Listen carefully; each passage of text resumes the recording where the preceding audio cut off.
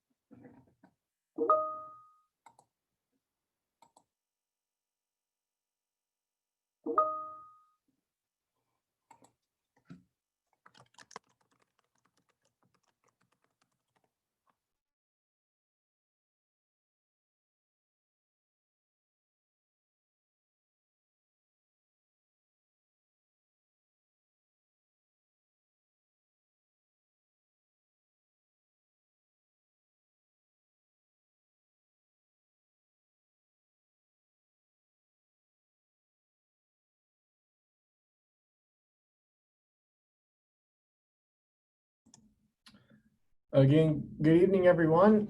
We're about a minute out from kickoff time. See 7 attendees right now, so that's pretty good. We have seen about 20 to 30 in our previous sessions, so hopefully some will show up a little bit later if they get done with dinner. But just stand by. We'll get started here in about a minute.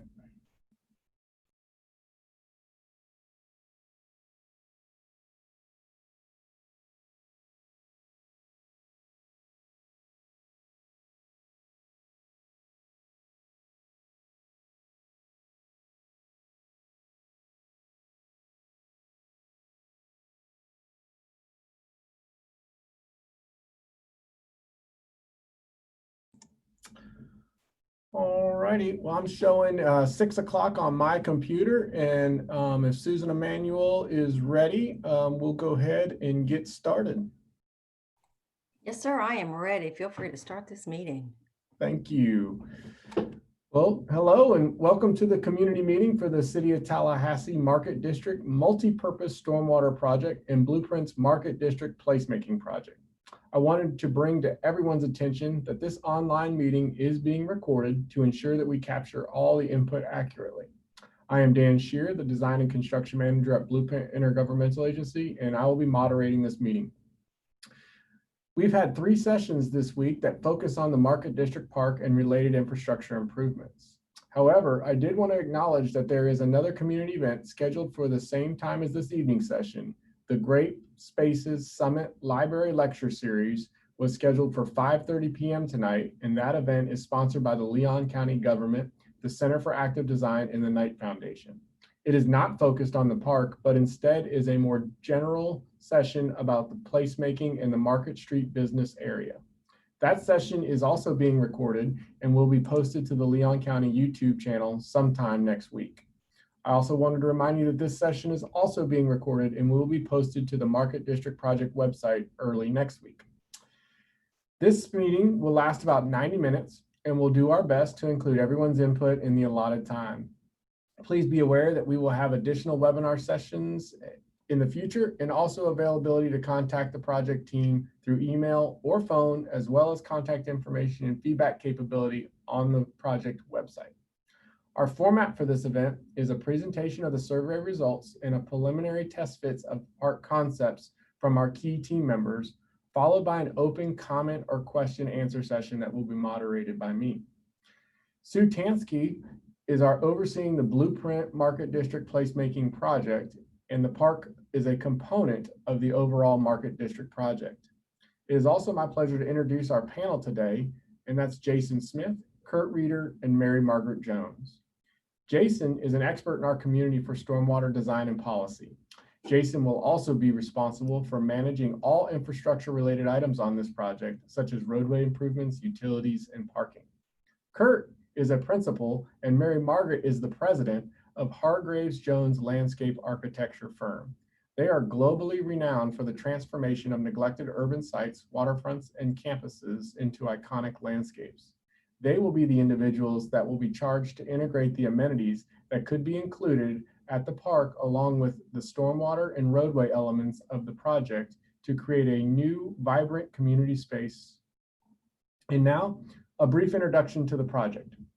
This project was identified and listed in 2014 Blueprint Ballot Initiative for the Blueprint 2020 program, funded by a local 1-cent sales tax to implement community infrastructure projects in Leon County and the city of Tallahassee.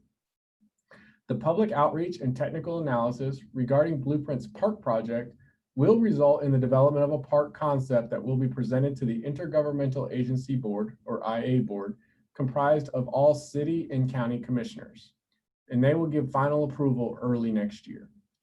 We have already received input on park features through prior and ongoing outreach efforts, and the final park concept will integrate the community's vision for the park with what is both financially feasible and physically possible on the site.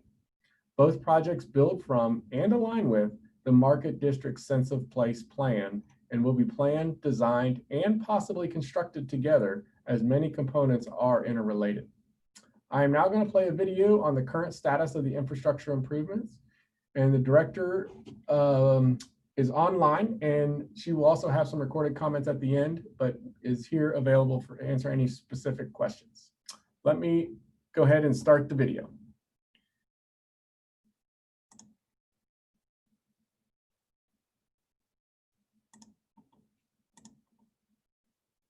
Dan? Well, since the last public engagement meeting in August, we've been working on preliminary engineering concepts for the stormwater management system, roadways, and intersection improvements. And I'm going to talk for just a few minutes about these concepts. We've developed a schematic drainage plan for the project, which all drains to the west stormwater facility before discharging off-site. The schematic plan includes water quality treatment components, rate control and flood protection components, and water feature elements. The West Pond, adjacent to the Hawks Nest and Bob and Trace neighborhoods, is the first major component of the infrastructure improvements that will be constructed. This 8.5-acre wet detention facility will provide water quality treatment and flood control for over 250 acres of contributing area, including the park and roadway improvements. It will also provide retrofit stormwater quality treatment for about 40 acres of currently untreated runoff from the west and northwest. The West Pond includes a permanently wet pool area shown in blue and a littoral shelf with wetland plantings shown here in light green. Final design and permitting of this facility are underway, and construction is slated to begin in the first quarter of next year. The East Park area will include a constructed wetland and stormwater pond amenity. Details of these two components are being determined during the programming and master site planning currently underway with the park. Preliminary engineering concepts for Maclay Boulevard and Maclay Commerce Drive have been developed, and the associated engineering report is being finalized. As can be seen here, the concept for Maclay Commerce Drive is a 2-lane divided road with a raised landscape median. On-street parking is being proposed on the north side of this roadway. Due to traffic volumes and design consideration, turn lanes are not proposed along Maclay Commerce Drive. Based on traffic engineering analysis and safety considerations for pedestrians, bicyclists, and vehicular traffic, roundabouts are proposed at the intersections of Maclay Commerce Drive with both Martinhurst Road and Maclay Commerce Drive with Maclay Boulevard. A similar concept of a 2-lane divided roadway with landscape medians is proposed for Maclay Boulevard. And just to note, I rotated this view 90 degrees, so north is to the right on this picture. A northbound left turn lane is proposed at the entrance to Maclay Hammock at Mosswood Chase, and mid-block left turn lanes are proposed at some locations. All infrastructure improvements are proposed with combinations of wide concrete sidewalks and multi-use trails that will provide interconnectivity with other proposed Market District projects such as the park and enhanced stormwater features. All these exhibits will be posted to the project website for further examination shortly following our meeting this morning. With that, I'm going to turn it over to Kurt Reeder of Hargraves Jones Landscape Architects. Thank you, Jason. So here.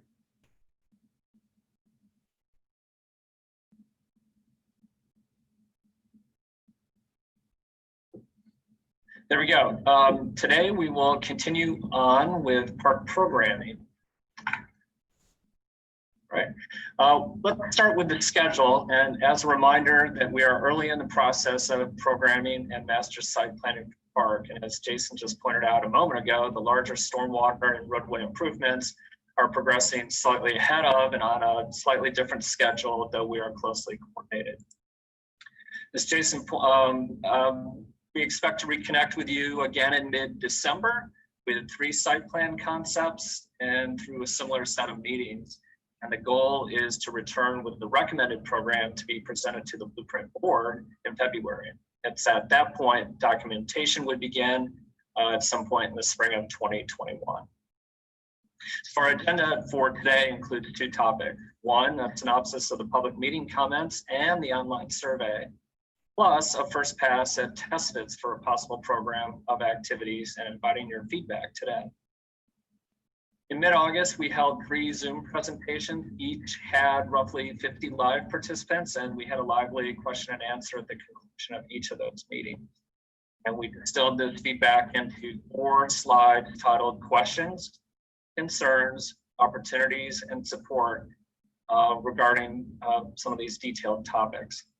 So regarding some of the questions we heard, participants asked several over the course of the 3 days regarding various topics, including Greenway along the Western Utility Corridor, which Blueprint directly addressed as not having, the planning is not proceeding and is not a part of this project. We also heard questions about traffic congestion, road improvements, and parking spaces, which the city has indicated are proceeding concurrently with park-up. And we also heard advocacy for greater ADA and pedestrian connections across the district.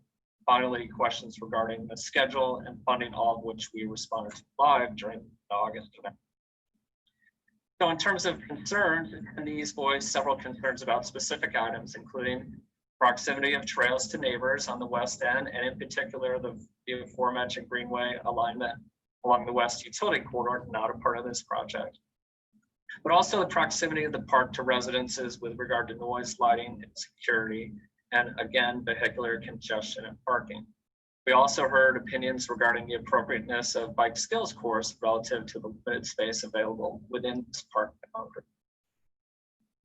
So in terms of opportunities, participants noted that a market district park should appeal to a broad spectrum of users, and notable comments included making this park different from Cascades or Tom Brown Park or from other municipal parks. Comments advocated for improved pedestrian access to the park from various neighborhoods and across the district is really one of the core promises of this park. So Zoom attendees provided a number of targeted suggestions for the park, and to make these a little bit easier to consume for us today, we have categorized these according to 6 basic topics: overall, specific, structures, bikescape, vegetation, and connectivity. So using 6 color-coded topics, as I just described, that results in 6 kind of mini word clouds. So a word cloud, we're using the number of responses we got, and we're illustrating those through their point size. So the bigger the point size and the bolder it is, the more comments we got back. The smaller, the fewer comments we got back. So some of these were about general advocacy for a park, while others sought to provide a distinction about specific topics. And in particular, several respondents differentiated between biking overall as being good. There was a consensus for that. And then there were further questions about a bike park, which was had more mixed results. And I should note that our public meetings preceded conversations about bike skills at a later date. So with that, we'll shift over to the much larger result from the online survey. And the survey, the online survey had 14 questions and it attracted more than 1,200 respondents over the 9 days it was active. And rather than read through to you each of these questions on this one page, I've broken it out into slides. So first off, 98% of the respondents live within a 10-mile radius, with most residing in the 32312 or the 32309 zip codes, both on the north side of Tallahassee, and bracketing the park site shown here as a pink circle. Majority of the respondents were in the 36 to 45 age bracket, with the remainder more closely distributed between the 25 to 35 and those older than 46 brackets. There's not so much feedback from the under 25 bracket of post-high school, post-college age residents. 45% of the respondents visit the district weekly, with 20% visiting daily. And unsurprisingly, most visit the district for restaurants, shopping, and socializing. A very small number of respondents actually work in the district. Nevertheless, the responses reinforce the label of market for the district as a place to exchange goods and services and to generally socialize. So for question 4, the range of specific reasons respondents visit the district include daily and weekly household related tasks. Those include services, self-care, and socializing with friends. You can begin to see the great wealth of different reasons to visit the district. And most visitors to the district travel in from between 1 to 5 miles away, and those within 5 to 10 miles away. Most all drive to the Market District and would do so for the proposed park. Upgraded sidewalks and bike lanes will make it easier to get around the district into the park. And one of the continuing themes of the responses has been greater connectivity, the better for the district, the better for the park, and less car focus. That said, question 6 points out that cars remain the most obvious dominant form of transportation to and through the district, with several respondents emphasizing their own current mountain biking across portions of the site, and they would expect to do so. 3/4 of respondents anticipate coming to the Market District Park with others, fewer for a strictly solitary experience. Question 8, the majority of respondents anticipate bringing their spouse or significant other, friends, or children. Fewer dogs are expected to be brought, and that surprised us because Florida has a 40% dog ownership rate, and that's just above the national average of 38%, and yet 26% of respondents indicated a willingness or interest in bringing a dog here.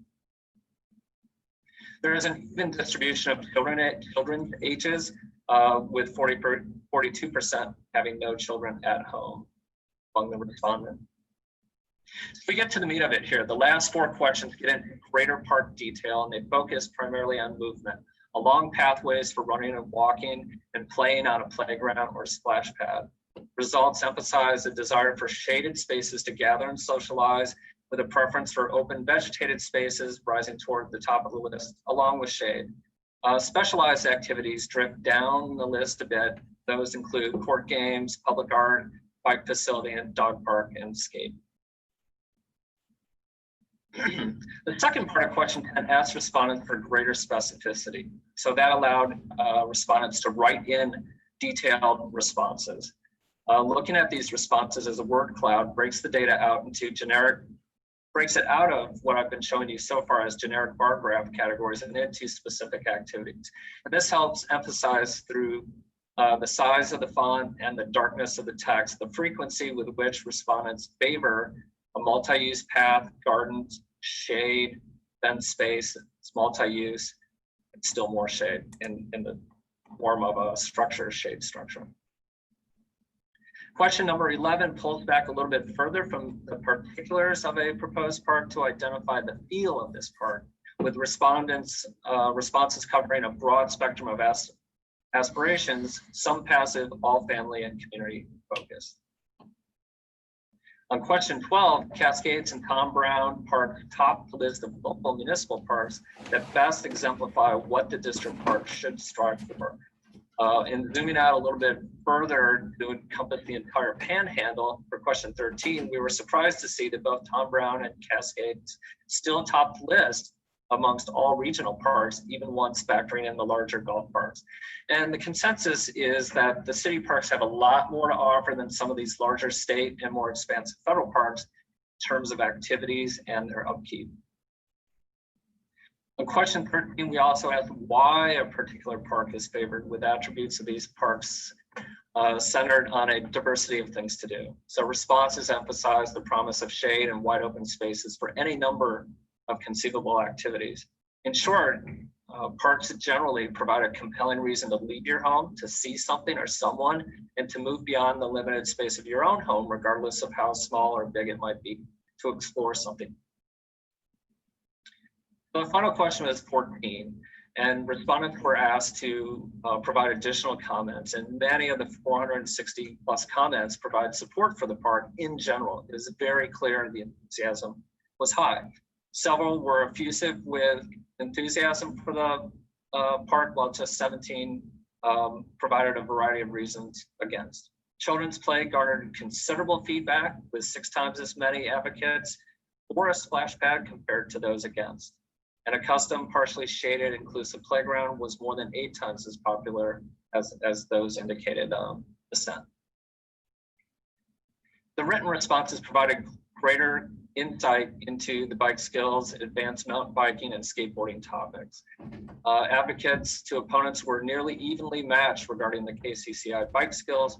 We can distinguish between biking generally and a bike skills course because the written responses differentiate detail. Mountain bike advocates detailed their preference for challenging off-road trails and progressive challenges well beyond the basic skills course. Several wrote specifically against single-use features like a pump track or similar features just for mountain bike. And support for a skate park was evenly split, with several supporters noting that integrating skatable features across the park would also be a welcome alternative. So what does that tell us? There's roughly parity between advocates and opponents for each of these 3 park components. A few noted that mountain bike use of the utility corridor was even fun to watch from their residential property. Farmers market, vendor stalls, and food trucks provide another potential reason to visit a park. Farmers market advocates wrote of missing the activity district. However, there was no support for a permanent vendor stalls or tables, with a handful explicitly speaking out against that. Food trucks attracted several supporters, with a few speaking out against as well. Parking is a polarizing topic, predictably, with advocates for plentiful parking and a similar amount aiming for the bare minimum of parking. And that represents an effort to minimize sprawl and protect the limited acreage for park uses. Few advocated for a dog park or pet-friendly features, while more were outspoken in their dislike of the dog park. And just one advocate for a cat park, if you can believe it. I include this only to illustrate that we dug really deeply into the public comments and into the results to have a firm understanding of what we heard from all. Other topics were far less for and against and amounted to advocacy only. To make this more consumable, we have assigned a text size proportional to the number of responses within each of the next 5 categories. Shade dominated all the topics, with wide open, flexible green space a close second, and native plants round out this category for vegetation. For connectivity, building upon the earlier discussion of bike skills and skating, many respondents emphasized that a multi-use pavement for walking and running and cycling were preferable to a dedicated use area for bike skills or skating or off-road cycling. Forging stronger pedestrian and bike-only connections to and from the park between commercial properties and residential neighborhoods to the north and the west were specifically and often emphasized. Blueprint has already stated that this project will not include an updated north-south Greenway connection to Maclay State Park along the utility corridor, given the prior resident feedback. So it's surprising then to record some support for this at this process. Finally, a dozen noted that traffic congestion and road improvements are merited, and the city has already progressed on determining the rotaries and streetscape upgrades. Regarding active recreation, beyond cycling, skate, and play components, pickleball was clearly dominant, with volleyball making a low-level showing There are very few advocates for a football field, basketball court, bocce, or disc golf. See them really small in the distance there. Relative to other specific components complementing both the shade tree and farmers market advocacy, more than a dozen respondents specifically asked for shade structures or a multi-use pavilion. Others commented that lighting must be subdued and avoid glare into adjacent residences. Finally, I believe here, a general comment, Cascades was noted as a really good precedent, though if it had more shade, it would be great. So that's our opportunity for the Market District Park, is focusing on shade. Others advocated that the Market District should be unique, park should be unique and different from other Tallahassee parks. And ultimately, this park needs to be friendly, approachable, safe and secure, and distinctive. With that, I'm going to hand this off to Mary Margaret Jones. Thank you, Kurt. All right.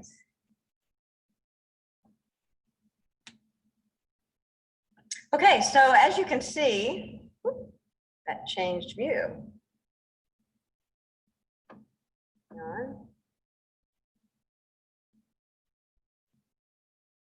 It'll hold this time.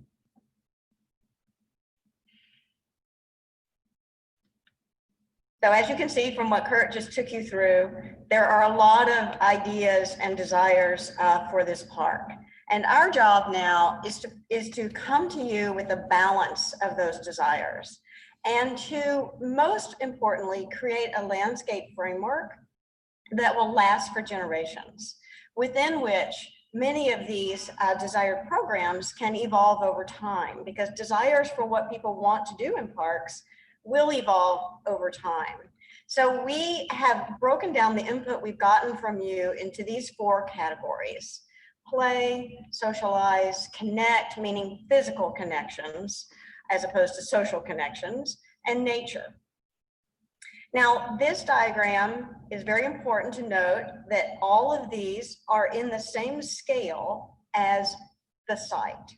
So in this upper left-hand corner, you have the site, and then these are all the various desires for things to do on that site. Now, some of them show various sizes for one thing, so we're not trying to put all of these on the site, but nonetheless, you can see there are a lot of different desires. So at this point, we're not showing you proposed solutions. We are just giving you a sense of scale as we test fit some of these desired programs. And you see by color, these are broken down with play and recreational features in pink, and green designating more natural features, blue for connectivity features, and socialize in orange. Now, I will take you through these one by one so you can get a better sense of each one. So we start with playground. We heard lots of feedback about playground, positive feedback about playground. So here are some examples and the scales they would be on the site, and then pictures below of what they were like, what they are like. So I start with Scissortail Park. This is a project of ours in Oklahoma City, and you see the size landed on the site, and then you see a picture from above of lots of different play features. Cumberland Park in Nashville, another one of our projects, you see here.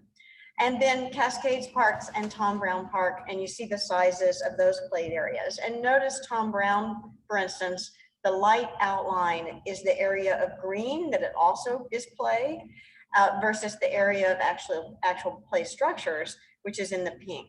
So you can see that children's play can be a substantial feature of the site and take up a substantial amount of size.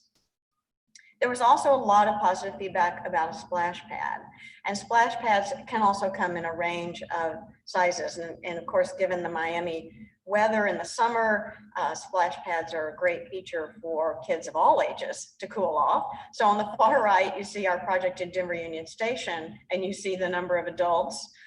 Carruthers Park being much smaller. So Denver Union Station being here, Carruthers Park being just a small splash pad with a few jets of water. And then in terms of size, sort of in between Cascades Park in Tallahassee. Now, dog play. Dog play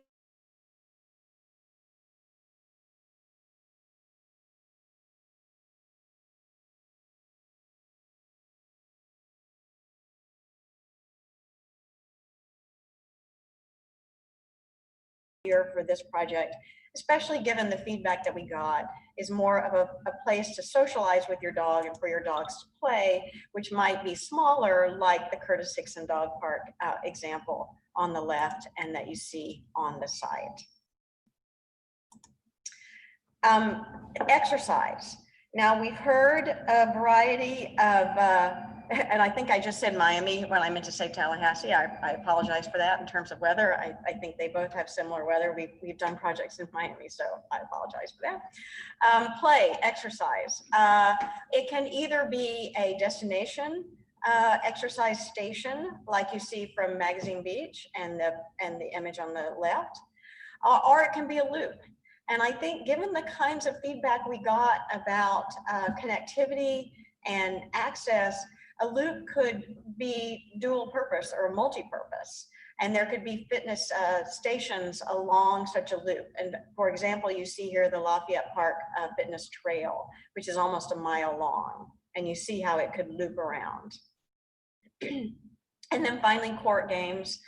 We did not get a lot of response vis-a-vis court games, except for pickleball. And here you see one pickleball court, or here you see 3. So something that's fairly easy to fit into a park, and it's fairly easy to fit in a multi-purpose way. You can have a surface that can be used for pickleball and other things as well. And then bike play, and there's of course been a lot of conversation about what does that mean. And I think to go back to the feedback we got, to make this a place that is welcoming for all and that is community focused and family focused, we would see bike play that's integral to the park, integral to the landscape, and definitely one that speaks to a lot of people and not just a focused single user group. So we would look to ways to integrate bike play with the park. And you can see here various sizes, but perhaps it's more of a loop. You know, perhaps it is coordinated with the idea of a fitness circuit. We will look at various ways of achieving and looking at multiple solutions to these various desires.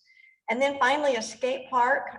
There was, as Kurt said, there was sort of mixed feedback about a skate park.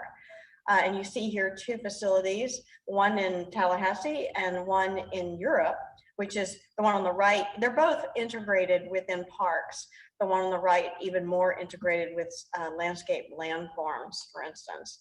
But again, with a skate park, you get into the issue of less variety of users and more targeted users. So how to incorporate these more focused user groups within an overall park for everyone is our challenge and our goal to balance. Okay, so now we get into socialize.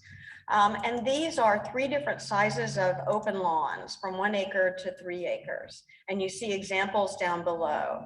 So Discovery Green, 3 acres of lawn. Discovery Green is a 12-acre park in Houston. Chattanooga Waterfront Park, 1.5 acres, and then Carruthers Park, a little bit less than 1 acre. And you can see the kinds of space any of those 3 would take up on the site. Again, flexible lawn, open event space, and more examples from Tallahassee, ones that you might know. And you can see, for example, how those would use up a good deal of the site in some cases and fit in and balance with other uses more in other cases. Now, gathering spaces.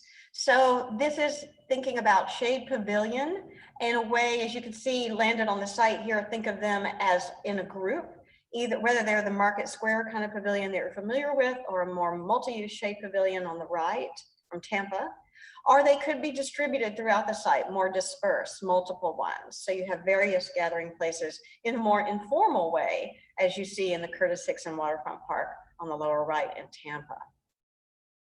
And then of course there is the farmer's market.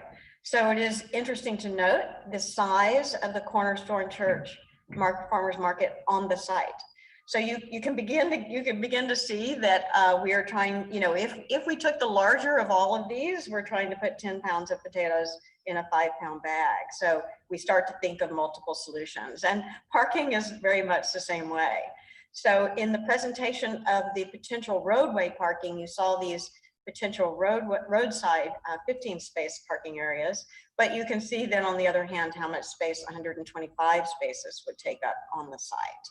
In these examples, you see that no matter how many we end up on the site, and we will be balancing what makes sense, you can see that we can design the parking in a way that makes it very integral to the park and multi-use. Now we get into nature, and really nature is what we heard the most responses, positive responses about. So we start with native gardens, and they can be of a variety of sizes. Really, this is just a matter of how much we can make fit and balance with other uses, but it had a lot of positive response. Community gardens. Now, community gardens are different because community gardens are not necessarily public.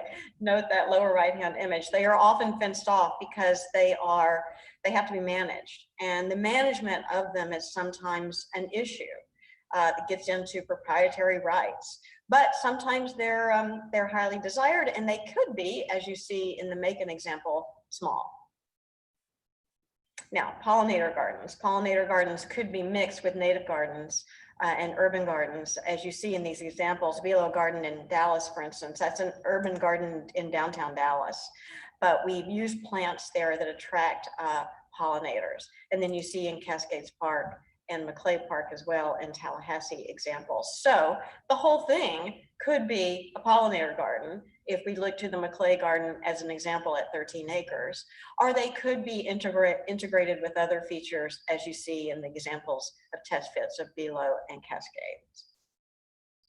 Wetlands. Now, Jason mentioned that on the east side, we will be re-envisioning stormwater management and wetland and making it more of an integral part of the park. So again, you see here examples of how those features can be part of a park experience, a beautiful respite within the city, also performing a function in terms of habitat and stormwater management. And you can see the various sizes. Again, the whole park could be a wetland park. So that is a good place to conclude with showing you sort of exemplary cases, I would say, of each of those. If we took each of those and sort of began to balance them with the feedback we got, you might begin to see an array like this. And you could begin to then think about how we might land these on the site. And I'll just state one more time, as I said earlier, our goal will be to find a right balance and a right fit, and to create a park that is open and welcoming for everyone, but has features that will activate and make this park safe and lively. So when we come back, as Kurt mentioned, we will show you an array of options. We will show you a few options, and we might show you one that is more nature focused. What if we made this park mostly nature focused? And by the way, I forgot to mention earlier, shade trees. And that actually came up the most almost of anything. And you see just how much we could make this whole park shaded with trees. So we will come back with this array. As I said, one might be more nature focused, one might be more recreational focused, one might be more social focused. And then we will show you some hybrids, which will ultimately be the most likely place we will all head toward a balance and a synopsis and a hybrid solution. So with that, I turn it back to Autumn. Thank you. That was a great presentation, Hargraves-Jones team. I appreciate your professionalism and your skills that you bring to this project. It's been great working with you guys so far. So I just want to summarize the presentation that they gave to us today. It really illustrates our process for considering each of the suggestions that our team heard from you, the community. And we heard from you in August, we heard from you from emails in July, and throughout, even as early as last week. We're still getting emails from everybody, and that's a great thing. Keep them coming. But this presentation serves as a record of the data that we received from the survey results, the questions and answers we had through that process in August. And then it shows Hargraves-Jones' work in September to fit the elements that were suggested by the community onto the site. This has helped to focus our attention on which landscape types and park activities may be a good fit for this future park. Moving forward, we expect to have 3 to 4 concepts that will accentuate the different program mixes, like Miss Mary Margaret said. And you'll consider those at the next public outreach. And then we'll continue to refine into likely this kind of different hybrid concept, maybe multiple concepts as we move into early 2021. And our goal is to present a recommended concept as a result of all of the work that we've done thus far, and we'll do this winter into this recommended concept that we'll present to the IA board in likely in February. And then when we get the direction from our intergovernmental agency board, which is the joint sitting of the city commissioners and the county commissioners as one body, we'll then move into our design documents in the spring of 2021. So Dan, I know we probably have some people that have some questions for our project team, and I think we're ready to transition to that Q&A session. Thank you. Thank you, Director, and Kurt, DPB and Associates in working with Hargraves Jones on that effort, and we appreciate that great presentation. I also wanted to plug real quick, be sure to visit our website, TallahasseeMarketDistrict.com. For any additional information. And I know what we're here for, and that's to get to the question and answer session. So we do have the project team assembled and are glad you all joined us. We're eager to hear your questions, comments, or ideas. But we do ask that you keep your comments brief so as to give everyone an opportunity to be involved.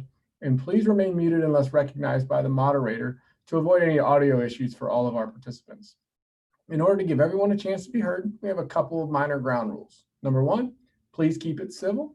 And number 2, please keep it to 3 minutes or less. And please be sure to click on that participants button at the bottom of your screen. And we would like you to use that raise hand function to let us know you'd like to be recognized. We'll do our best to keep track of the order of the comments, but please be patient as we try to incorporate everyone's input. And if your question or comment needs a detailed response, we may ask you to leave some contact information so we can answer completely and provide you with all the details needed. We will continue the conversation with you offline, but we'll be sure to post those answers to the website for the benefit of everyone in the community. And now we'll start. And it looks like Mr. Bo C is the first one raising his hand. I'm going to bring you into the room. And if you unmute, we should be able to hear you. Thank you. Can you hear me? Yes, sir. Thank you very much. I appreciate it. My name is Bo, and I just wanted to let you know that I appreciate the opportunity to advocate the support for the bike park. I am a member of KCCI and have been working as such as a volunteer for the past year. I really like this bike play concept. I think it hits on a lot of items that you discussed that was very meaningful to the residents of Tallahassee. The design that we have in mind there includes a multi-use path for walking and biking. There is local connectivity to existing off-road trails for the mountain bikers and family-friendly bike rides. There's ways that we can integrate the gardens that you were talking about, the pollinator type gardens. And we just feel that this community family-focused area would be a great place to go to in the afternoons or early evenings, let's say, or late mornings, meet friends, socialize, and grab a bite to eat over at the great restaurants you have over there. So thank you. Thank you. I appreciate your comment. It's duly noted. And thank you again for participating. Next up, I'm going to bring in Peter Kleinhens. I'm going to butcher your last name there, Peter. And then followed by Peter will be Mr. Bill Lee. So Peter, I'm going to bring you on in. If you unmute, you'll be ready to go. All right. Y'all can hear me? Yes, sir. Excellent. Nice to see you again, Dan and Susan. First, I just want to say that was phenomenal, that presentation. Thank you all for taking the time to incorporate feedback and listen to the community in such a professional and clearly thought through and careful way. Just thank you for that. Secondarily, I just wanted to offer additional support, which I'm happy to see was incorporated in terms of native plants, whether it's the pollinator garden, whether it's the shade trees, which are clearly very popular among all, maybe not all, but the majority of participants. Native plants go across the board. They don't have to be just restricted to a pollinator garden. They don't have to just be restricted to a wetland. Shade trees, can be native trees and support a great number of birds and other wildlife and serve dual or even more than dual purposes. I think that's the aim that at least representatives from my group would like to see, is how can we achieve the most benefit to people and wildlife simultaneously.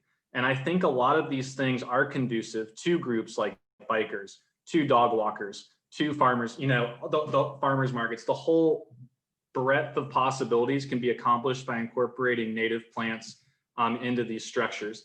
The other piece of that, I'm happy to see a created wetland is being considered due to the benefits that offers to mainly stormwater treatment, but also thinking about places like Sweetwater wetlands and Ocala wetlands, Lake City wetlands. These are key attractors of people to the park to view wildlife. And they serve, again, a dual function of treating the stormwater. That's about all I have. I would just like to thank you all again, and just again offer my support for anything you all can do to make everybody happy. And I know that's a hard job, but everybody includes wildlife, and that's my bottom line. So thank you all. Thank you, Peter. I appreciate your comment and your input. I didn't know, Jason, if you wanted to talk a little bit. He mentioned the wetlands. If you wanted to speak to what that is that you guys are doing on that eastern end of the park, and kind of give him a little more details on that. Yeah, sure, Dan. And Kurt probably can speak to this a little bit as well, as these guys have implemented some of those on their projects. But it's pretty much like the name sounds. It's an intentional construction of wetlands with wetland plantings for water quality treatment, even before runoff gets to our traditional stormwater ponds. So I think it'll be a lot of those things that Peter said. It'll be a multi-purpose type of element to the whole project that'll have environmental benefits as well as aesthetic benefits and wildlife benefits. Thank you, Jason. I appreciate that. Next up, we're going to bring Mr. Bill in, and then Max Epstein will follow Mr. Bill. But before that, I just want to acknowledge a few comments that are in the chat box before we bring Mr. Bill in. Miss Leanne Boone notes that they'd like a pavilion like that on the south side.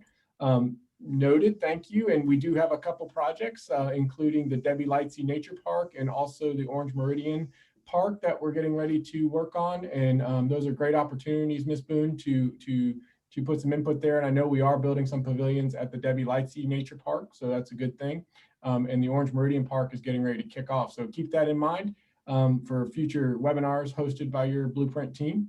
Another one from admin notes, what about the skate park and bike skills? We spoke to that a little bit in the presentation. I'm not sure if that answered your question, but if you want to raise your hand and ask a more detailed question, that would be great. And then the next question was, will this be a passive park, the traffic and noise? Again, I will ask either Mary Margaret or Kurt to speak to, will this be a passive park? I'm not sure where we were going with the traffic and noise, but again, maybe if you could raise your hand and ask a more specific question associated with that. But I'll ask Mary Margaret or Kurt to answer the passive park question, if they don't mind, real quick. Okay, I'll start. I think it's not a passive park, but it's not an athletics and recreation of organized sports park either. I would say it's an urban park, and an urban park that has a great amount of nature, landscape, wildlife, wetlands, etc., but then integrated within that, things to do, program that make an urban park active, safe, and vibrant. Thank you, Mary Margaret. Kurt, do you have anything to add, or are you good there? I think I'm good. All We'll right. go with it. Thank you, Kurt. All right, Mr. Bill, I appreciate your patience. I'm going to bring you in, and then Mr. Epstein, you'll follow, and then Brandon. So Mr. Lee, if you unmute, you'll be in the room. Okay, can you hear me now? Yes, sir. Okay, yes. Well, thank you for doing this wonderful presentation you've done, and for taking input on all the from all the different people, and I'm sure you get a lot of different views on things. And I live directly abutting. I live in Maclay Hammock, which directly abuts the proposed park area. So, you know, I have a number of concerns. our neighborhood right now is very quiet. It's very peaceful. My neighbors that are in the area that's right directly behind where the park will be, they like feeding the birds back there. They talk about how wonderful it is to have trees and birds right behind them. And my main concerns are with having these amusements like a bike park, a skate park, farmers market, and those type of things, how it's going to impact our neighborhood. And also with any pavilions and things like that, that might bring into play issues with safety for our neighborhood. Because right now, that area is our only buffer from the commercial area. And like you're saying, this kind of plan is you're considering it like an urban area, but it's a residential area that abuts the park area on the one side. So we're concerned about that for noise, crime, increased traffic. If you have a lot of parking spaces there, the traffic will increase. And most of the residents in our neighborhood are older, and we've talked together, and most of them are looking for more of a green space, beautifying the existing green space, and keeping it to where our neighborhood remains safe, but still a beautiful area that others can enjoy as well. So that's our main concerns. Thank you, Mr. Bill, for your comment. You did mention something that really hasn't come up in our sessions yet, which I thought was really interesting, and that was crime. And how do we minimize crime? And I know we have a person on the Blueprint staff who happens to be the project manager for this project, Sue Tansky, who's worked in a thing called SEPTED, and that's, I'll let her define that real quick and tell you a little bit about what that is and how these landscape architects and urban planners utilize that strategy for that exact reason. So Sue, do you mind chiming in a little bit on that? Thanks, Dan.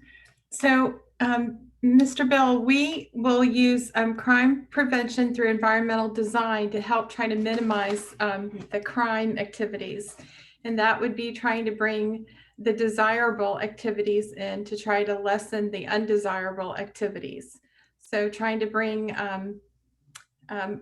more positive activities in, we'll try to lessen the undesirable activities. So I know that may not give you the real quick answer right now, but we're hoping to also not have real bushy areas, so people would not be hiding back there while people are walking on paths, trying to make things open so you can see things and make things clear.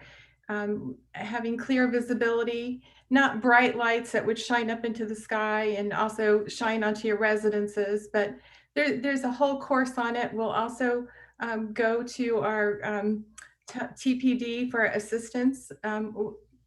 We have lots of experts that we can rely on to help reduce these fears. Thank you, Sue. Kurt, did you want to add anything to that from your expertise as a landscape architect who designs parks, or Mary Margaret?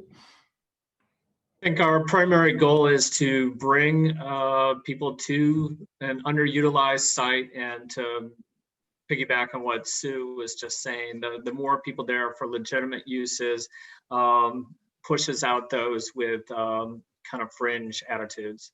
So that's the goal, is to make it a desirable place for so many people who are focused on having a good, safe time. Yeah, if I could just add, this comes up in almost every park we do, whether it's adjacent to, in a very urban area or in a semi-urban area or adjacent to residences. And that is the key. The key is to make it a park that is vibrant enough that there are eyes on the park and people there, so that it has it feels active. That's important. And by active, I don't mean noisy, bright, lots of cars. I just mean enough people there that it feels safe. But it does need, there will need to be a strategy for safety besides just design. And I'm sure that's something we will continue to consider as we go forward. Thank you from our project team for that explanation. Noted that the same individual with the username admin keeps talking about similar things: the homeless, the drugs, patrolled by the police, yada, yada. Yes, we are thinking about all of that and understand your concerns associated with that. So thank you for that feedback from both Mr. Bill and admin on the username list they're putting in the chat. So I'm going to bring Mr. Max Epstein in, and he'll be next, followed by Mr. Brandon. So Mr. Epstein, would you care to unmute, and you should be ready to go. Hello. Gotcha. Hey, thanks, y'all. I wanted to start off by echoing everything that Peter said. He's been working with our group, and I know you're able to meet with Dan and the city county blueprint stormwater staff last week, which went well. One little fact I heard or learned from Peter is that 1 in 3 of all visitors to Gainesville visit the Sweetwater Wetlands Park. So I'm glad to see that. The native planting, native shade trees, hoping that part of the plan is still to preserve the canopy that's there. I haven't actually been on site, so I'm not sure what is actually there, but to at least take that into consideration. And I do have some questions about the stormwater system and how the east pond and the west pond interact with each other. Do they interact with each other? And my biggest concern there is it sounds like the design and permitting is going to happen for the west pond before everything else. And I'm always an advocate of holistic planning, to come up with a final design before you do any of that. Maybe you're going to have changes. Maybe you put in sidewalks, or I don't know, but moving forward without knowing how all of these elements interact with each other does not seem to me to be a great idea. And some of the ideas that we had as a group, this stormwater reform group, maybe could be implemented here as pilot projects, permeable pavement, perhaps some hydroponic growth in that large pond. But those are just my comments. And again, my biggest concern is design permitting in a non-holistic fashion. Thanks. Thank you, Max. The best news of the day is we have the expert in the room here to talk about that, and that's Mr. Jason Smith. So he can, I know he has a slide, it was in his recorded presentation about how that stormwater is working and piping around, but I know he can speak to that. Jason, do you mind? Yeah, thanks, Dan, and thanks for those comments, Max. We appreciate that. You're absolutely right. We have been very intentional about designing the entire project from a holistic standpoint. And so you may recall one of the first slides that I showed in my presentation was our schematic stormwater plan, which takes into account the entire project. And to answer your question specifically, the east pond directly discharges into the west pond through a series of pipes across and underneath the proposed park area, and then it kind of routes up around the north side of the electric substation and then discharges into the west stormwater facility. So all of those water bodies are in series, kind of tip to tail. And so while we are preparing permit applications for the west stormwater facility, it is a bit of a master planned facility that considers the entire project, the proposed impervious area for the roadway improvements, allocated impervious areas for the park and anything on the east side as well, and then contemplates the constructed wetland there on the east, and also the east pond as well. So we've done exactly what you suggested, and we have looked at everything as a whole. And so when we go for our first permit for the west stormwater facility, it'll be in some ways permitting the entire project, or pre-permitting, excuse me, parts of the project. Some of your other issues and questions, we are absolutely considering and planning LID green infrastructure improvements, pervious pavers, tree wells, bioswales, vegetated medians, all those types of things. The constructed wetland is a great example of that. There will of course be wetland plantings in the west stormwater facility, in the littoral shelf and in the littoral zone. We've got some other gabion basket infiltration systems that we're planning. So as those plans are further developed and some of those details are worked out, those will be communicated to the community and the public as well. I So, don't know Dan- if I hit all those questions, Max. I was trying to take good notes. I think I got most of them. If you're still on and I missed one, I'm happy to stay up here and take another swing. And Kurt, before I swing to you real quick, Jason, I think you mentioned that there was some retrofit capacity as well in that western pond for untreated water that will now get treated. Yeah, thanks, Dan. That's exactly right. I did mention that in the presentation. So there's about 40 acres from Hawks Nest and Bobbin Brook neighborhoods that currently drain and bypass the West Stormwater Facility existing stormwater pond over there. And so we've sized and designed the proposed pond to take in those 40 acres of currently untreated, unaccounted for runoff into the wet detention facility to treat that runoff. So thank you, Dan. That's a good reminder. I appreciate that. Thank you, Jason. And Kurt, to you. Yeah, I simply wanted to build on everything Jason was saying by pointing out that the landscape opportunity here is to more fully integrate the stormwater infrastructure into the landscape of the park, primarily by reconfiguring the east stormwater area so it's no longer strictly a functioning pond behind a fence, but to remove the fence and reconfigure it so that it becomes a source of flora and fauna. So it functions as habitat and it becomes a far more visually compelling amenity to the park. And beyond, once you take the fence down, then you have an opportunity to put boardwalks across that brings everyone that much closer to the activity that happens inside that pond. So rather than being excluded from it, our goal is to figure out a way to integrate it into a park and then provide access through.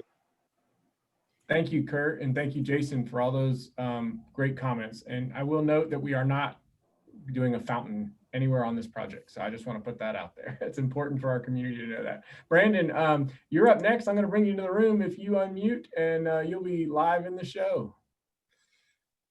Hello. Thank you all for a wonderful presentation, for succinctly laying out the variety of different responses that came from the community survey. I just want to have a comment first and then a very quick question. Just want to say thank you for incorporating the possibility of having a skate area here in the city. We've had a skate park, but we've been relegated next to the Leon County Prison, which really does kind of already assume a lot about how it is that the skateboard community, I think, sometimes is perceived. So I think incorporating an area into a holistic environment with a variety of different family options is a great way to think about how it is that skateboarding can be included as something that's not seen as kind of antisocial or bringing around criminal elements. But there's actually plenty of older folks like myself who continue to do it and participate in the activity. So I just want to say thank you, and also say, if it is considered, it also doesn't have to be very large. It can be a small skatable area. It just gives a different element in addition to the blueprint for what's happening close to FAMU. It adds to Tallahassee becoming a kind of skateboard destination in North Florida, South Alabama, and South Georgia, which can provide some pretty cool economic benefits for people who like to travel and skate, which there's a large contingent of those. And I've already received comments from a variety of different people across the region that are talking about what's happening in Tallahassee. So thank you. Secondly, I just want to say, if there's any thought about adding, if there's any trees that are going to be planted for aesthetics, could any of those trees be edible landscaping, for instance, like citrus or something like that, or would that be too much of a problem because of upkeep? Thank you. Thank you, Brandon. Appreciate that comment. I'm going to pivot to, would Mary Margaret or Kurt like to take the question on edible trees? I know it's come up before in a previous session. Well, we're not quite to that level of detail yet, but it's certainly interesting and something to consider. Sometimes we often propose that, and then we get the concerns about maintenance and who takes care of that, who collects it, what kind of mess does it make. But definitely we want to look at a diversity of flora that to support a diversity of fauna to support a diversity of fauna, flora to support fauna, including humans. Okay, how's that? Thank you, Mary Margaret. That's great. I appreciate that follow through on that. That has come up before about providing plant and fruit trees of some sort that people could consume while in the park. Definitely will be on the list of things to consider. So appreciate that. Before we jump to Bree Van Oss and then Mr. Randy Allen, I wanted to note a couple comments in the chat real quick. Peter from the Appalachia Autobahns indicated that he's appreciative and confident in what we're doing and says we have their support. So I appreciate that. And then Miss Molly Lord indicated that she's in favor of a bike skills path park. As a mother of 3, always looking for fun and safe activities. For my kids in this great mixed use space for families with kids of all ages, as well as our seniors. So speaking in favor of a multifunctional bike type skills park. So thank you, Ms. Lord, for posting that. And then do note that the admin, the person with the username admin said they're concerned about the skateboard park. Again, nothing's written in stone. We haven't decided on any features for this park other than I know there will be grass somewhere. But we're still developing the content of what this park could be. So noted. Thank you. I'm going to bring Bree in, and then following that will be Mr. Randy Allen. Bree, if you unmute, we can hear you and you're live in the show. Hello, thank you all for the effort that you've put into this. I really appreciate being able to participate and comment. I'm an avid cyclist here in Tallahassee and a member of the Tallahassee Mountain Bike Association. I'm also the team director and head coach of a new National Interscholastic Cycling Association team, a youth mountain biking team that we're starting up here in Tallahassee. So, there's a lot of interest in cycling. There's been, a cycling boom. Kids are getting into cycling that haven't been into it before. We're seeing a lot of interest in the team. And so, I just want to advocate for the cycling aspect to this park. I think that, it doesn't necessarily have to be a bike skills area. It could just be something that is incorporated into the trail. Speaking of, a father of 2 kids who also like to ride, they're, very happy to have any sort of undulating trail, anything that's got, we call them whoop-de-doos, little bumps and bermed sidewalks could be useful for, walkers and cyclists as well. We see a lot of walkers and runners on the single track mountain bike trails all over town.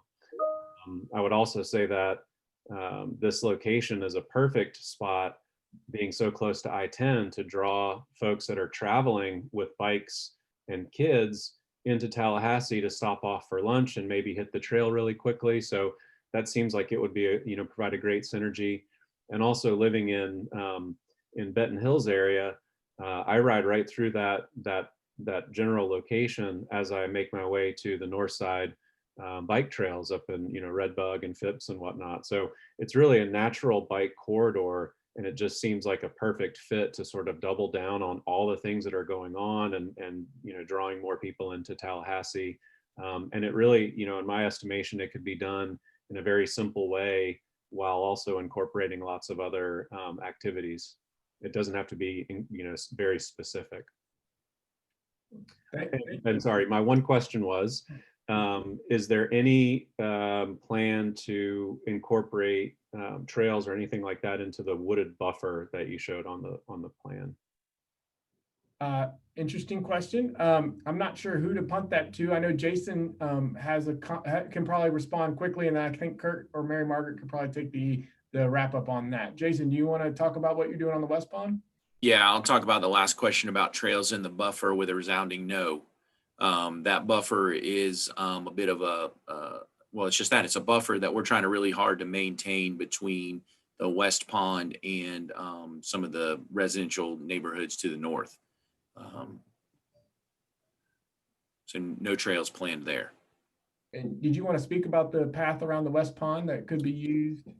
Yeah, sure. So the path around the West Pond is really a maintenance road for drainage and electric maintenance vehicles, city vehicles. But it'll serve a dual purpose for a multi-purpose path as well for biking, walking, jogging, etc. So the maintenance road has to be there for operations purposes. And so we'll work into that a trail of some sort. I'm not sure exactly what that surface will be just yet, but there will be opportunity to, like I said, walk and jog and potentially bike around that trail as well. And if I could just add, Dan, we will definitely look at all of this cohesively. So even the surrounds of the West Park, the West Pond, and how it links to the center and the east, we will be looking at all of that in a cohesive way as we get more into design. Thank you, Mary Margaret and Jason, for that comment response to Bree. I appreciate your input, and we do note that your support for cycling, type amenities at this particular park, and mountain bike and cycling. Next up, I'm going to bring Mr. Randy in. We don't have anybody with their hand raised after this individual, so if anybody would like to get in, please feel free to raise your hand and we'll bring you in. Mr. Randy, you are, if you unmute, you'll be live and in the room. Good evening. I appreciate you guys doing what you're doing. I own the property at 1409 Maclay Commerce Drive. We have the Tallahassee Dance Academy there and Petite Players. I've mentioned before some of the concerns that Jason knows, but one of the things I do like what I'm hearing is it being more of a nature green area. And I like the idea of people arriving at the park by walking and bicycling and anything that could be connected to any walking paths and trails. Because one of our biggest concerns is the traffic it'll bring in, the car traffic. We have a parking lot directly across the street, and concerned about if there's not enough parking in the park, or if what activity they're going to the park for is directly in front of our building, they will park there and go into the park. And so that's the biggest concern. I would like to make sure that, there is enough parking to facilitate whatever type of activities are finally put into the park. So if it's a destination that people are coming there in an automobile, like for, a splash park and all that type of stuff, people are going to be driving in cars. And the last thing is the question, and maybe Jason can answer this one. Jason, you and someone met with me there about the roadway in Rainy Lane. Randy Lane. Yes, Randy Lane. Okay. You guys had shut off with that map one of my entryways, egress, ingress. One was shut off, which makes it almost impossible to get in and out. And Randy told me that that was a mistake, that he would correct that. But I saw in the map tonight that that's still been removed, one of my egress, and only one left in there. So if I can get someone to address that at a later time. If somebody could call me back on that one. Sure. Jason, do you have his contact information, or Randy, if you want to address that now? Good evening, Yeah, I mean, Mr. Allen. I just want to make sure that my, I have two entryways and people come in one and kind of go out the other. And if all of a sudden I lose one of those, it's going to be almost impossible for people to come in and turn around and come back out. Okay, We have Randy. We'll let Mr. Randy address that. We understand the challenge there that you just communicated. Okay. Well, you said Randy. You were talking about Randy. Sorry, Randy Lane. I'm sorry. Yeah. Okay. Sorry. Confusion. Hey, good evening, Mr. Allen. This is Randy Lane. Yes, you and I did talk about that, and we have not changed that particular exhibit, but that is certainly, we are not going to close that entrance off. I think there was some concern about stuff being so close, but we do understand how your patrons use your two driveways, and that entrance will not be closed off, I can assure you. And we can talk about it later if you'd like to. Thank you, Mr. Lane. I appreciate that. I'm going to start using last names when I have two first names. Thank you. We're going to bring in Teresa Bender. Let me bring you in, and if you unmute, you'll be ready to go. Oh, thank you very much. Just to introduce myself, I've lived in Tallahassee since 1987. I consider myself a Tallahassean, a mother of two now adult boys. I'm an avid cyclist, road cyclist, mountain bike cyclist. Apparently they're not as good as a mountain bike cyclist as I wish. I'm a member of the KCCI Catalyst group. And I did want to give my support to the concept of a bike play area. I like the words that you're using. Sometimes I think people may think it's too technical, but looking at some form of open green bike play area akin to any other type of, playground that you have that encourages people to be active and hone their skills and do something a little bit different. I did submit a letter. I want to thank Amber for her assistance in that. Great presentation. I like the words you're using, Mrs. Jones. I appreciate those words. It makes me feel better that we are being listened to and that your concepts are being inclusive, seeking a balance with those multiple solutions and flexibility. I really do appreciate it. I don't have any question. I just wanted to say thank you. Thank you. We appreciate the feedback and the comments, and do note your support for the bike amenities of some sort that we're trying to, like you said, balance with everything else. I do want to note we have about 15 minutes left in the program, in the webinar. Currently not seeing any more hands raised for comments or questions to add to the group and solicit your feedback. I do want to plug the website while we have a little bit of dead air. Market District, help me out here. I'm going to go back up to my script here. TallahasseeMarketDistrict.com. So sorry about that. TallahasseeMarketDistrict.com. And there's lots of information on there. Please send it to your friends. Get it on the social media if you want. Your neighborhoods. We want everybody to be informed and be able to communicate their input on this park. It's very important. Since we are having a little dead air, I do want to also mention that this public involvement has been a resounding success from Blueprint's perspective. We've gotten over 1,200 comments and feedback on this project, and DPB and Hargraves Jones have done a great job synthesizing that down to this presentation you saw today. And that input continues to roll in as we develop concepts in the near future. So don't think it stops. It doesn't until the IA board approves the plan. So I'm really excited about this project and the interest that it has brought to the community. And I can't stress enough that this is your park and your community, and you're the users.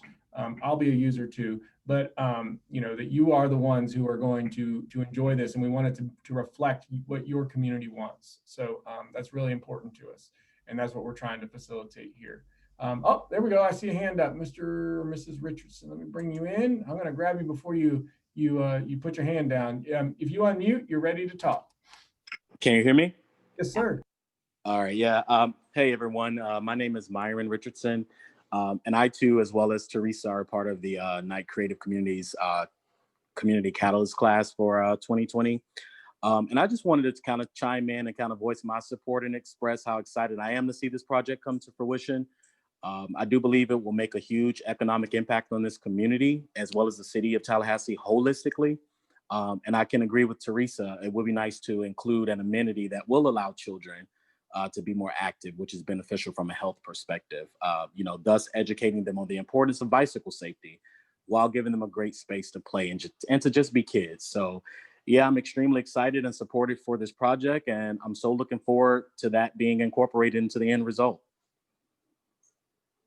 All right, thank you, Myron. I appreciate your feedback, and we do note the support for the bike amenities in the park. So thank you for that. So we still have about 15 minutes to go. I'm going to kind of do a little around the room and see if the director wants to close us out a little bit before we lose everybody at the end. Hey, thank you, Dan. Actually, I just saw the last chat about Tai Chi, and it made me think about the benefit of having like a large flexible space that could be used for Tai Chi or any future ancient meditation exercise that we choose to bring forward and obviously celebrate the benefits of that good health. I thought Kurt or Mary Margaret, if you guys wanted to talk about how park uses can be flexible. I know you touched on it on your presentation, but I certainly think it's worth talking about again. Yeah, I think one of the things I said early on that's most important is that we are creating a landscape, and we're creating a landscape framework that will last for generations. So we're not only listening to the input we're getting right now, we're also planning for a future and future generations.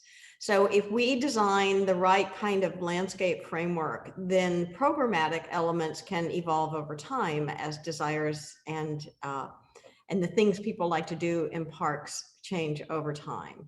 So then the next thing we try to do is create within that landscape framework places that are can be used in flexible and multiple ways, because that's the way to have a park be active and used and loved and stewarded so that it's safe.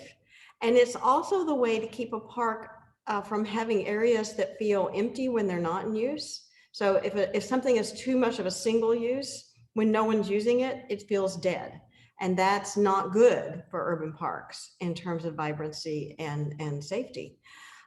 So landscape forward, embedded program, flexible use, and a balance of, there will be some compromises. I mean, you saw from my last drawing, we can't do everything, and we can't do everything at the scale everyone would like. So we will be coming back to you with alternatives that require compromise, probably for everyone. So just understand that this park is only so big and we can only do so much, and we will try and make it as flexible so that it can answer as many desires as possible in one. Does that help, Autumn? Yeah, that's perfect. And I mean, I think you really summarized and wrapped us up well. I really have nothing else to add. Just a big thank you to all the participants and panelists. Here we go. Yeah. Thank you, Dan. You did a great job. Thank you, Director. And again, to the panelists. We're about 10 minutes out from end time. We're committed to staying on here for the full 90 minutes. So if you want to call your friends and have them get their input in, do that quickly. But I do want to make sure that everybody knows the raise hand function or the chat box. We are monitoring that as well, as you've noticed. Oh, there's another hand raised. Fantastic. If you ask, they shall come. Mrs. Lord, let me bring you in. Let's see, allow to talk. Here we go. If you unmute, you will be ready to go. Thank you, Dan. I know I made a comment earlier.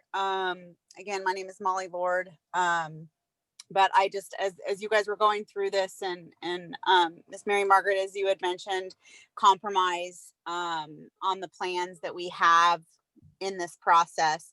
I think that's a very valid point to make sure that, that the park is fully utilized to the capacity given the space that we have. And I just love I'm a mom of three. I have lived up here since I started college at FSU and have raised all my three children here. They're still young. I can't say they're fully raised. But the concept of having, greenery space and play areas and skills path or bike areas that they can go out and explore nature and be in a safe environment, but also be where we can go and walk to the shops and grab lunch or grab dinner after a fun day of just having that quality family time is an integral part. But also the economic impact that it will have within the community of being so close to the I-10 exit is a great component to this, from the Visit Tallahassee standpoint to the shops and being utilized to the way and to the capacity that they need to be with that. So again, I just wanted to speak and appreciate all the hard work that you guys are putting into this. The fact that you're having these sessions so that community members and business owners can speak their mind and share their thoughts and concerns with the general public, and that all be taken into consideration when building this wonderful park. We are so blessed to have the amazing more than 700 miles of trails here in Tallahassee that we do have, and the beautiful areas. I'm sitting in a park right now. My son is out playing soccer and experiencing that. Thank goodness the city of Tallahassee has opened up parks again. because our youth need to be out there socializing at a distance, but also experiencing life and what we have, even though we are experiencing a pandemic, just in a safe environment. So again, just my appreciation to everyone in this project.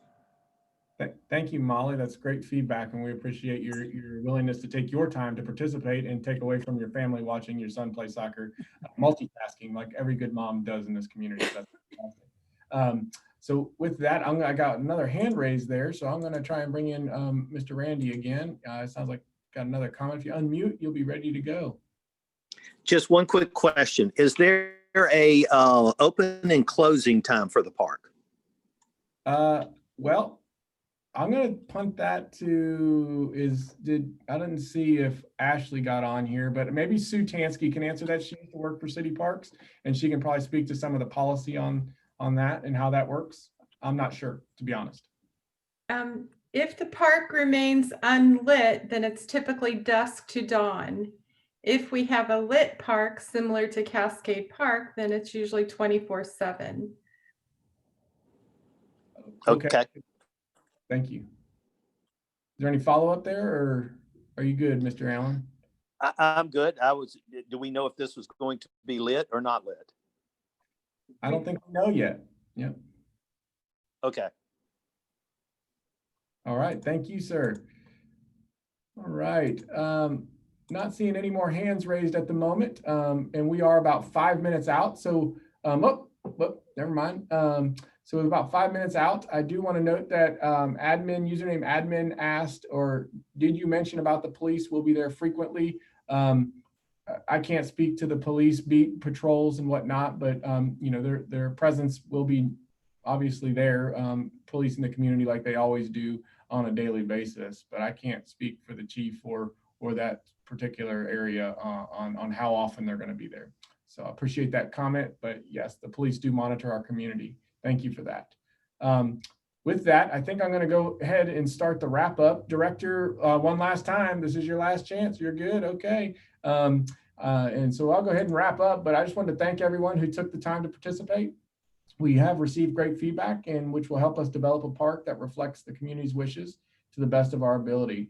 Remember, we'll post this Q&A to the website under the frequently asked questions tab, and we'll also post the full recording of this video on the full 90 minutes for you to review in the future.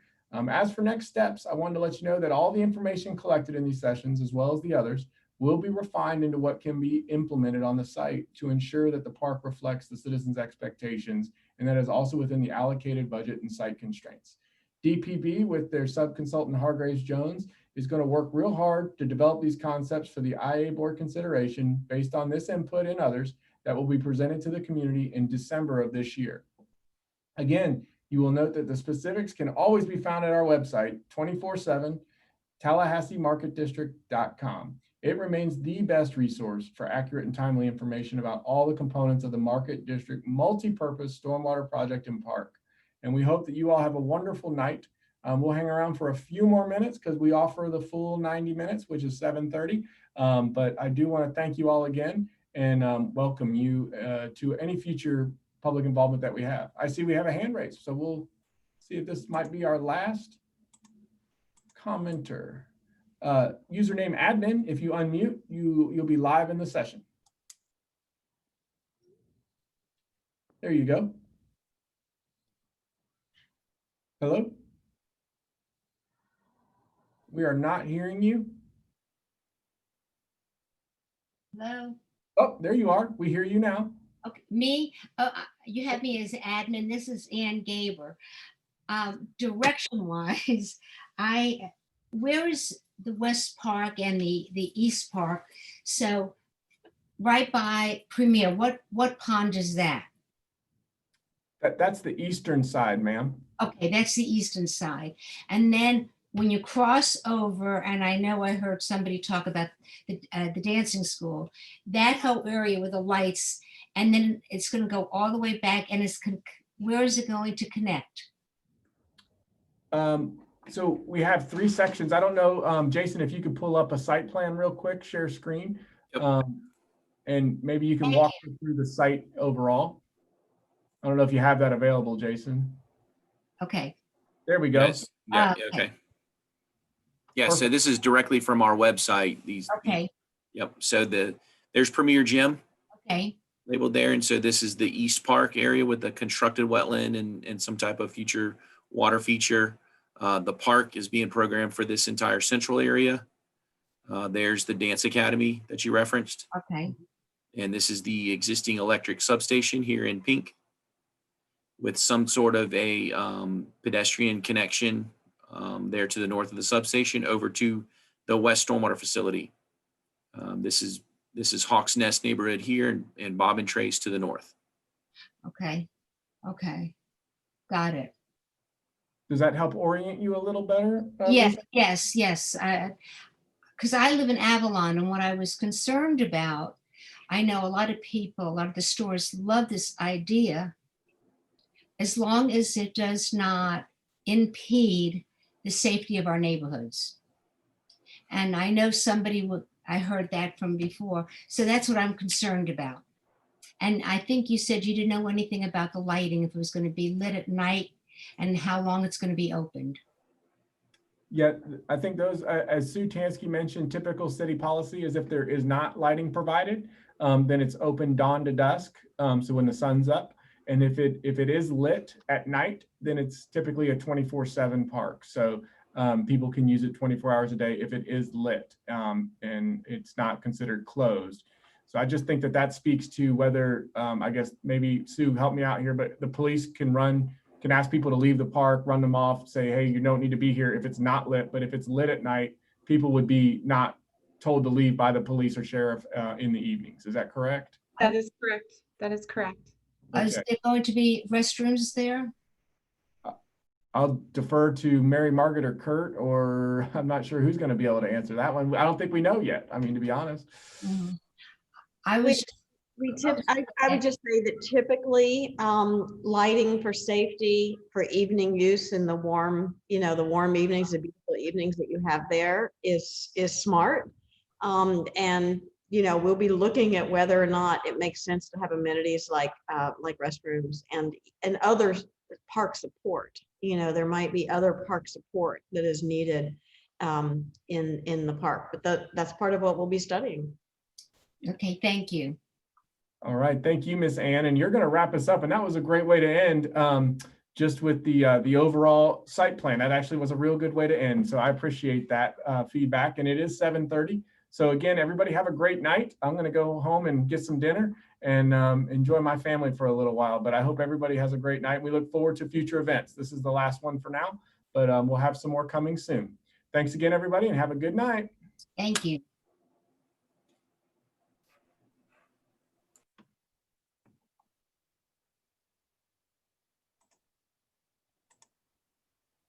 Thought Jason was going to walk away.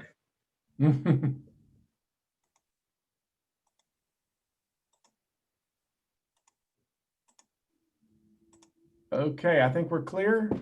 So just quick debrief, Director. I think we all heard the usual suspects of the bike park and the KCCI bike skills, supporting cyclists, and then one of the issues with Mr. Allen and his specific challenges. But I appreciate Randy knocking that down for me and putting him at ease. And I think the big theme tonight that we hadn't heard before was safety, and so I thought that was good because we really hadn't heard that before. So I thought that was a positive development from this public engagement. We did hear a bit of it in August, questions about security and buffer. And so to me, it was a continuation. Yeah, I agree with that. One thing that I wanted to add that we can elaborate on more as we develop a plan, I believe at Cascades Park,